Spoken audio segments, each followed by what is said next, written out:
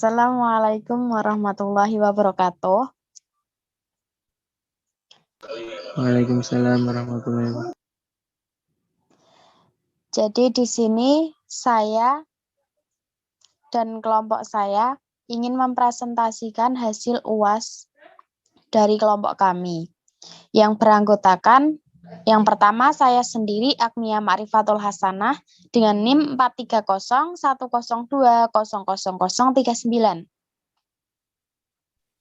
Dan saya Alan Tito Haji Pratama dengan NIM 43002000139. Dan saya Rio Hagiki dengan NIM 43010200148. Untuk yang pertama yaitu akan membahas materi mengenai aplikasi teknologi informasi di level organisasi.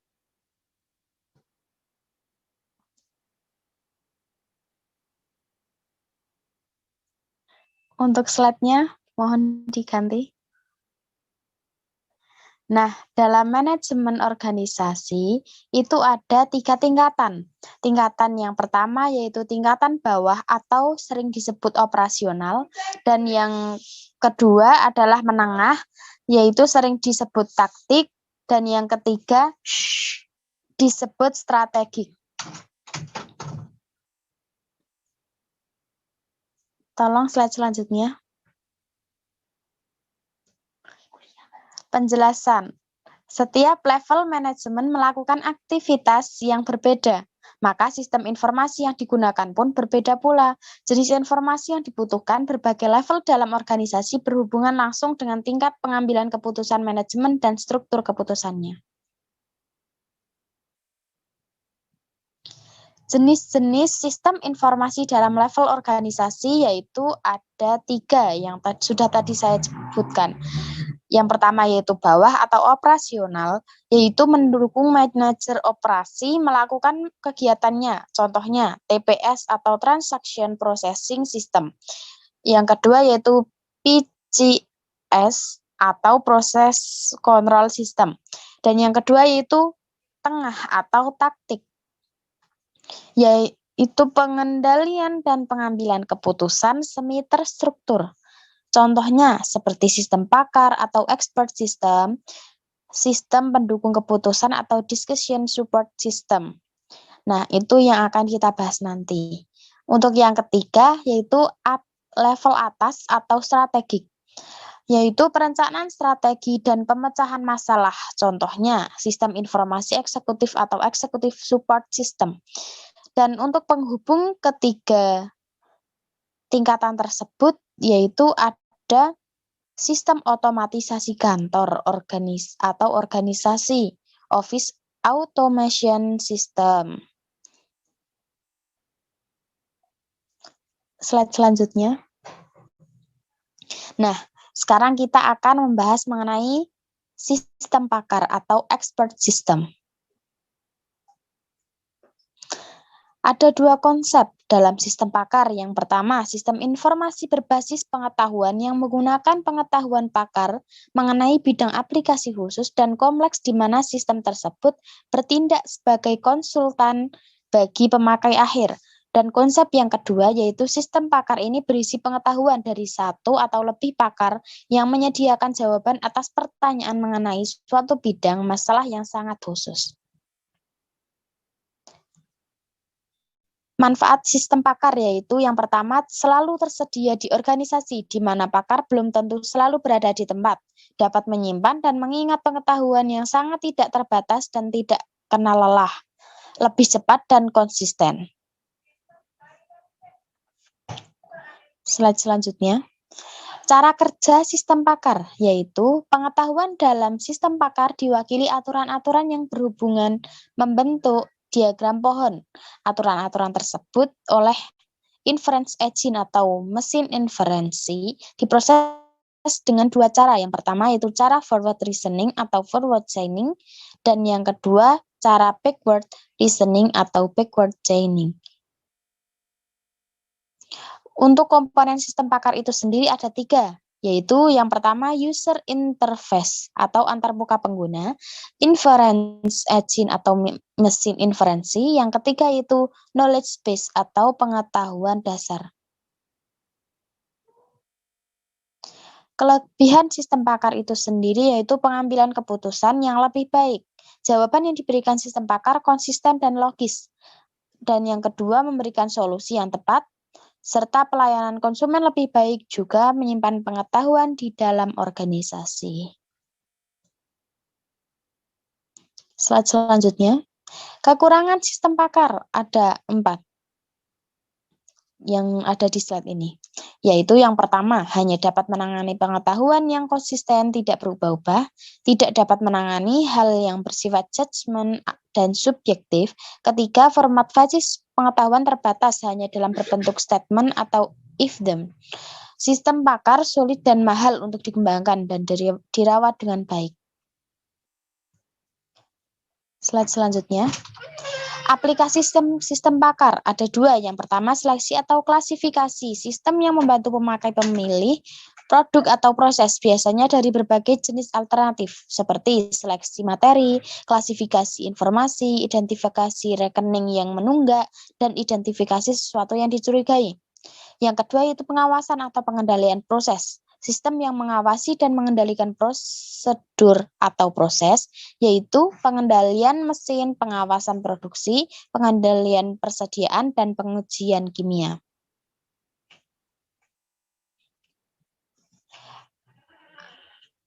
Dan selanjutnya masih ada aplikasi sistem lainnya, mungkin bisa dibaca oleh para teman-teman. Lalu kita akan lanjut, yaitu mengenai sistem penunjang keputusan atau Decision Support System atau DSS.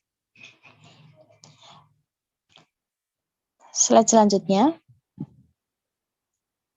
DSS sendiri yaitu sistem informasi berbasis komputer yang menyediakan dukungan informasi yang interaktif bagi manajer dan praktisi bisnis selama proses pengambilan keputusan atau OBRIN.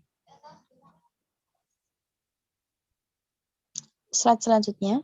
DSS menggunakan pertama, model analitik, kedua, database khusus, ketiga, penilaian dan pandangan pembuatan keputusan, keempat, proses pemodelan berbasis komputer yang interaktif untuk mendukung pembuatan keputusan bisnis semi terstruktur.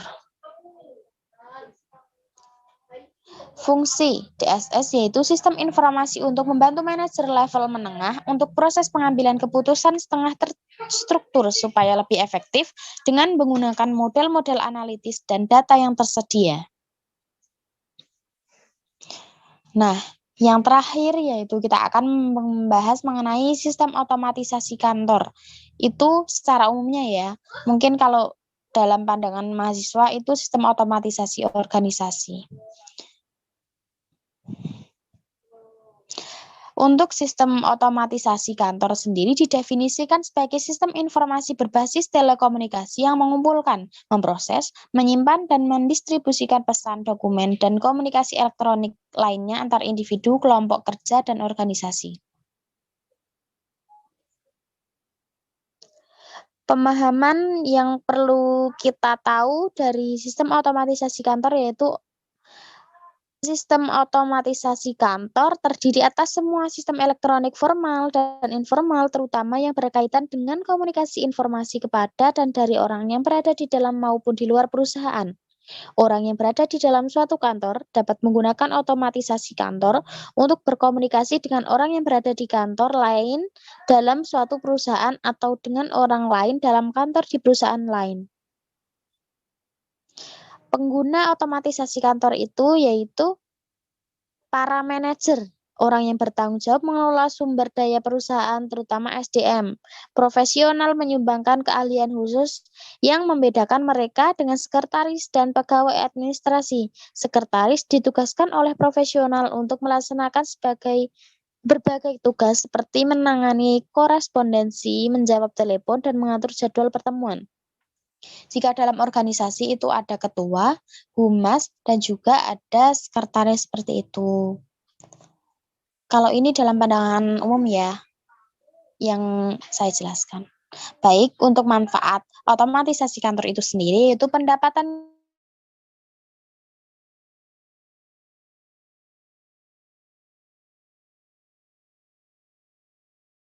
yang diperlukan untuk menangani beban kerja yang bertambah. Juga pemecahan masalah kelompok atau tim sebagai pelengkap atau bukan pengganti. Slide selanjutnya. Contoh dari otomatisasi kantor itu sendiri yaitu salah satu pengguna otomatisasi kantor yang terkenal saat ini adalah penggunaan video conference, di mana teknologi komunikasi ini memungkinkan 2 orang atau lebih dapat berkomunikasi secara langsung tanpa mengenal batasan waktu dan tempat. Video conference ini sangat berguna bagi para manajer di suatu tempat untuk bertukar informasi dengan manajer lain di wilayah lain atau misal luar negeri.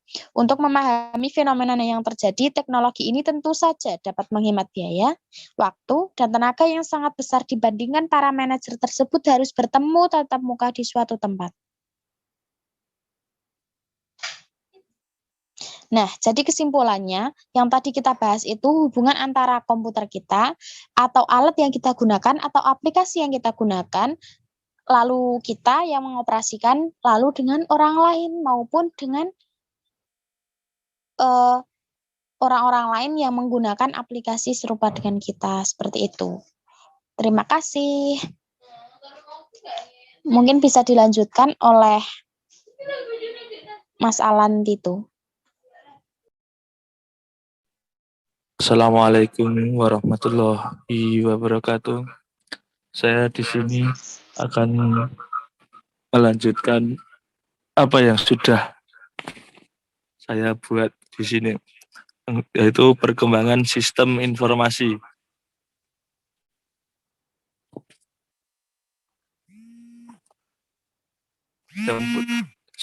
Di bab ini ada 2 subbab. Yang pertama, metode pengembangan sistem informasi. Yang kedua, penerapan perkembangan sistem informasi.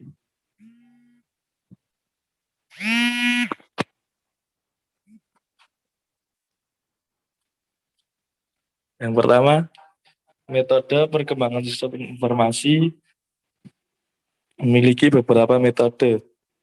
Yang pertama, metode sistem development life cycle atau SLDC.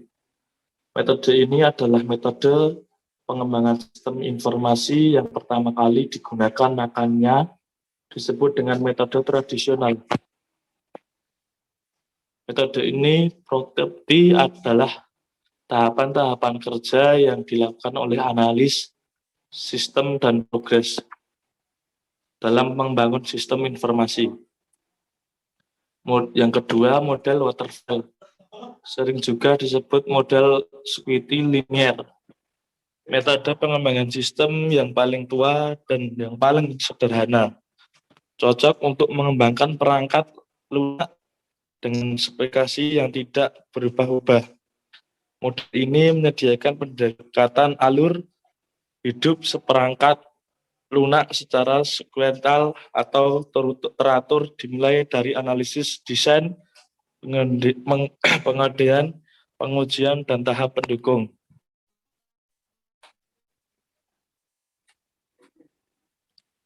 Yang ketiga, model prototyping.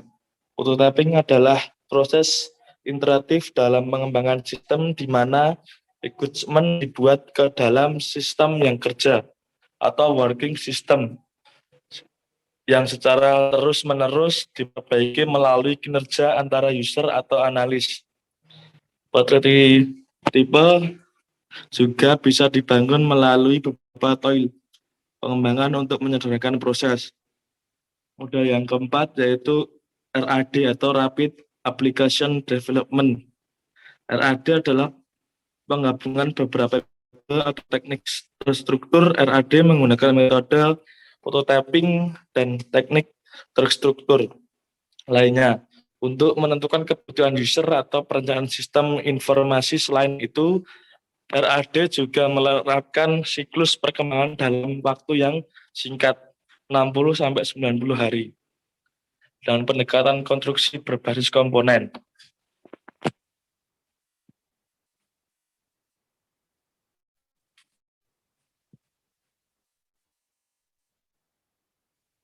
Yang kelima, model spiral.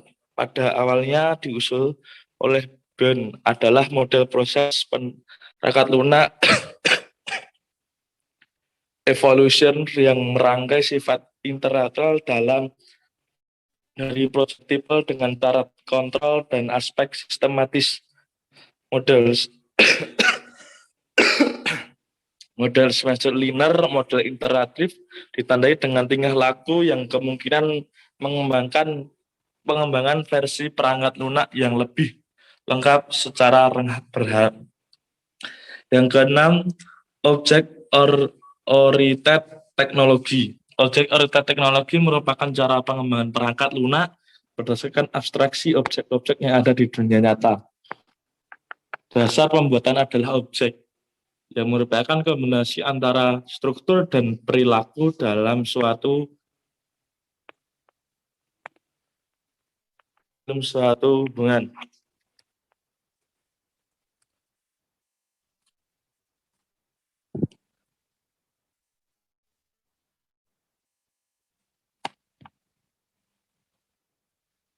Yang terakhir yaitu metode user development. Di sini pengembangan dilakukan oleh end user, keterlibatan langsung end user sangat menguntungkan karena memahami benar bagaimana sistem bekerja. Artinya tahap analisis dapat dilakukan lebih cepat. Kelemahan adalah pada pengendalian mutu dan kecenderungan tumbuhnya. Sifat sistem informasi integrasi dengan sistem yang lain menjadi sulit. Yang kedua adalah penerapan pengembangan sistem informasi. Sistem informasi manajemen rumah sakit adalah sebuah sistem konstruksi yang proses mengintegrasikan seluruh alur proses bisnis yang layanan kesehatan dalam bentuk jaringan koordinasi, pelaporan, dan prosedur administrasi untuk memperoleh informasi secara tepat dan sistem yang tepat. Sistem informasi rumah sakit untuk mencakup masalah klinikasi atau media pasien dan informasi yang berkaitan dengan kegiatan-kegiatan rumah sakit itu sendiri. Ini adalah lebih meningkatkan pelayanan rumah sakit. Yang kedua, agar data yang ada di rumah sakit itu rapi. Yang ketiga, kemudahan dalam pencarian data obat, pasien, dan lain-lain yang berhubungan dengan rumah sakit. Dan yang keempat atau yang terakhir, meningkatkan citra pelayanan rumah sakit. Demikian dari saya, akan dilanjutkan oleh Mas Rio. Oke, selanjutnya saya akan mempresentasikan hasil pekerjaan saya. Melanjutkan dari teman-teman yang tadi, saya akan mempresentasikan tentang database dan sistem manajemen database. Slide selanjutnya.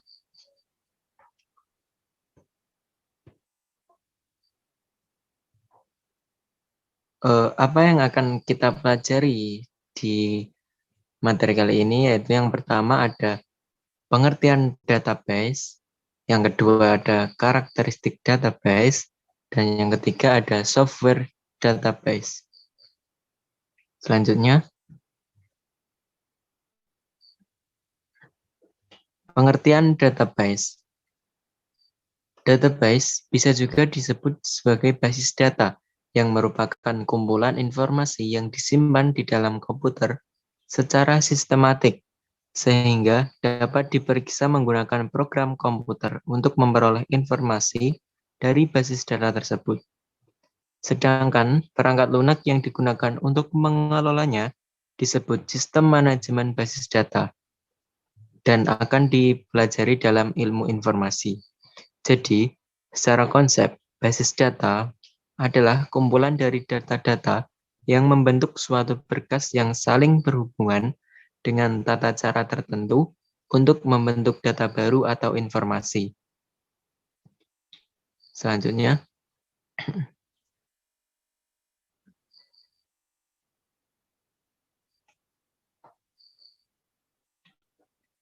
Next. Istilah yang berhubungan dengan basis data. Dalam mempelajari basis data, ada beberapa istilah yang harus kita pahami. Yang pertama yaitu ada karakter. Karakter merupakan bagian data terkecil yang berupa angka, huruf, dan atau karakter khusus yang membentuk sebuah item data atau file. Yang kedua ada file atau item, yang merupakan representasi suatu atribut dan record atau rekaman yang sejenis yang menunjukkan item dari data. Yang ketiga ada record. Record adalah kumpulan dari file yang membentuk suatu record atau rekaman. Record ini menggambarkan suatu unit data individu atau yang tertentu. Yang keempat ada file. File merupakan kumpulan dari record-record yang menggambarkan satu kesatuan data yang sejenis, yang mewakili tiap-tiap data.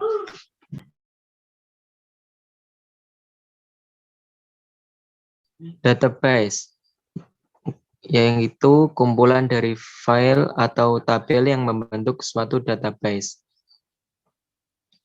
Lanjut.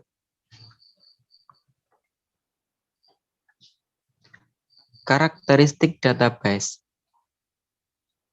Basis data atau database memiliki beberapa karakteristik, yaitu yang pertama ada self-describing, yang artinya database tidak hanya berisi data saja, yakni lengkap dengan perangkat data yang disimpan dalam katalog sistem yang berisi struktur setiap file. Yang kedua ada isolation, yakni database adalah program pengaksesan yang ditulis secara terpisah dengan file yang bersifat spesifik seperti abstraksi data, sehingga program dan data berdiri sendiri. Yang ketiga ada multi-view. Di sini data user dari database yang berbeda mungkin akan mendapat perspektif basis data yang berbeda pula. Yang keempat ada sharing data dan pemrosesan transaksi multi-user. Database kemungkinan besar sejumlah usernya bisa mengakses data secara bersamaan. Untuk itu, perlu disediakan concurrency control software agar data yang diakses bisa menjadi valid. Next. Yang terakhir ada macam-macam software database. Karena banyaknya software database, saya hanya mengambil contoh 4. Yang pertama ada MySQL. MySQL ini merupakan perangkat lunak sistem manajemen basis data yang dengan pengguna sekitar 6 juta instalasi di seluruh dunia. Untuk informasi yang lebih lengkap, mungkin bisa dilihat di Google. Yang kedua ada Microsoft Access, yaitu sebuah program aplikasi basis data komputer relasional yang ditunjukkan untuk kalangan rumahan atau perusahaan kecil hingga menengah. Yang ketiga ada Microsoft SQL Server, yakni sebuah sistem manajemen basis data yang dari produk Microsoft yang bahasa query-nya menggunakan transak SQL. Yang terakhir ada Oracle. Oracle ini merupakan sebuah basis data regional yang terdiri dari kumpulan data dalam suatu sistem manajemen basis data RDBMS. Oracle ini memasarkan jenis basis data untuk bermacam-macam aplikasi. Sekian presentasi dari saya, dari kelompok kami. Apabila ada tutur kata yang kurang berkenan di hati para pemirsa, kami dari kelompok mengucapkan mohon maaf yang sebesar-besarnya. Wassalamualaikum warahmatullahi wabarakatuh.